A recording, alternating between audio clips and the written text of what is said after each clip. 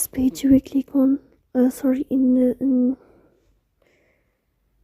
hello everyone, I hope you are doing well. Today we'll talk about how to fix or how to solve the problem of KakaoStory. We click on settings. Here we click on apps, default apps, app settings. In this page we search about KakaoStory. Here we click on first stop and we click OK. Then we'll enter the storage. Here we click on clear cache.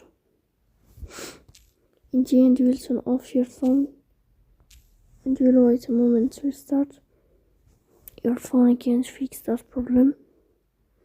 So that's all. Don't forget to support us by like and subscribe. See you next time and thank you for your watching and your attention.